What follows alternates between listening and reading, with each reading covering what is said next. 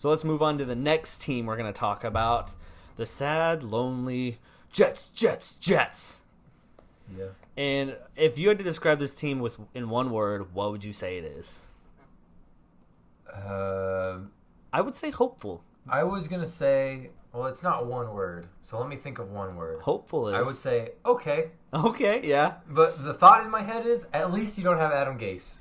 At least you have, like, a remnants of a coach who might be not the worst in the league. You know, my thoughts, what I think about them is that this is the first time in 5 years that they've actually had hope, because I think Adam Gase came in and no one thought he was going to be good. Whereas Robert Saleh, I think me personally and a lot of others have a lot of high expectations for him. Yeah, I agree. Last year they went 2-14. Vegas has them at 6.5 wins. Personally, I think they're going to split that right down the middle and hit 4 wins, but this is a team with the ability to go way over 4. Not way over, but hit the 6, 7, 8 win total. I agree. Strength of schedule is 19, so not a crazy schedule. What do you think about Zach Wilson? Their number 1 quarterback right now.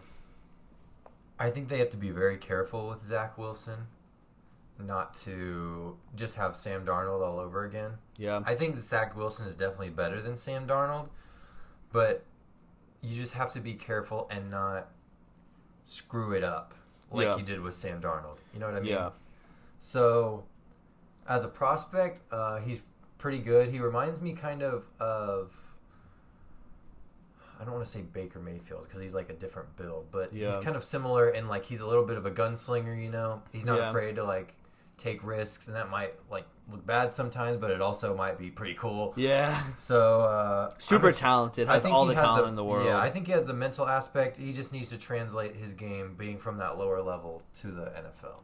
Yeah, personally, I'm super excited to see him, but you are right with a team like the Jets. If he comes in and the organization isn't stable and moving pieces in and out, it could go bad real fast. Yeah. What do you think about their offensive line? Because I think it gets a lot of trash, but I don't think it's as bad as what people say it is. It's not good, but it's not the worst. Yeah, for me, I think they have a couple of good pieces. So my thoughts on offensive line is you only need like 2 or 3 really good offensive linemen, and then the rest can be all right, and they make up for it. Yeah, well, some teams don't even have one. Well, yeah, Mekhi Becton. Yeah, Mekhi Becton, probably one of the better tackles in the league, up-and-coming tackles in the league. He should be really good this year. Mm-hmm. And then they just signed Morgan Moses, which isn't splashy, but he's going to be a good, solid starter. You're not going to be sad with him. Yeah. So at least they're making an effort to try. They also drafted Elijah Vera-Tucker, which I was a big fan of him coming out of USC. So it's exciting to see him. I'm just surprised they're actually drafting a lineman. Yeah, me too. So they also got Elijah Moore, Burner, and Corey Davis. So they're making efforts to help the pass catchers. Also kind of new for them. Yeah, surprisingly. Going through like Robbie Anderson and Brashad Perryman, and I guess Jamison Crowder is still there, but I don't know if he stays throughout the season. I'm sure they trade him or something. Yeah, it could happen. And then there's defense. Not much hope on the defense. They made a couple moves. Carl Lawson and Jared Davis.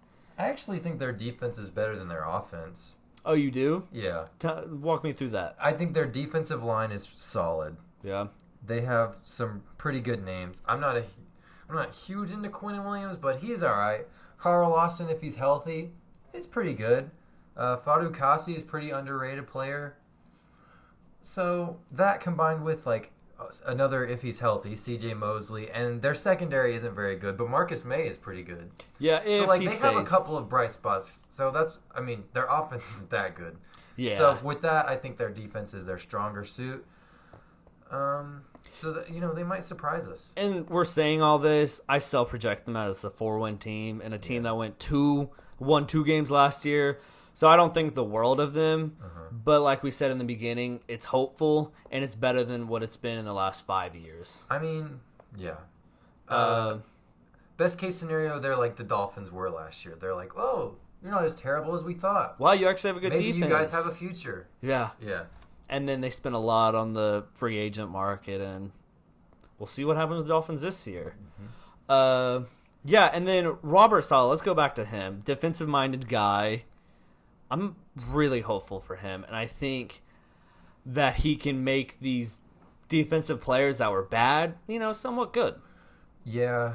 Do you think that's gonna? But on the opposite side, the expectations are going to be high because I think their defense is good. I don't think it's going to be the 49ers. yeah, But I just think more than anything, he's the right guy to be coaching them. He's like passionate and excitable. Yeah. Compared to Adam Gase, who was like, offensive guru.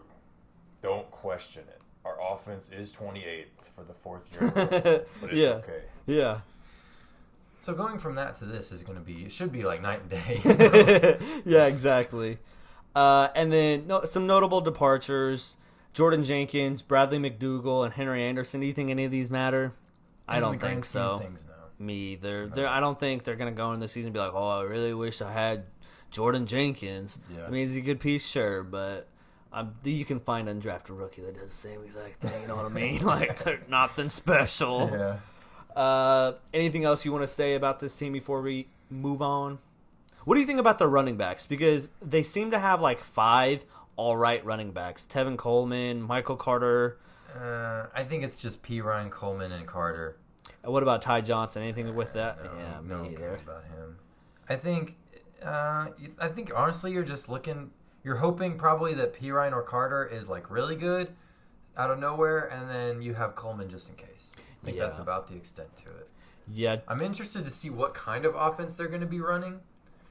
If it's going to be like a San Fran kind of thing. I think it's going to start out that way in the first quarter. That's kind of similar to what Zach Wilson was running at BYU. Yeah. I think it's going to start out like that in the first quarter of each game, and then they're going to be down by 14 and be like, oh, Zach Wilson, you got to chunk it, I could see that for sure. And then we kind of brushed over it before, but they gave Corey Davis a lot of money. You think there's any hope for Corey Davis kind of restarting his future here? I think Corey Davis might be pretty good.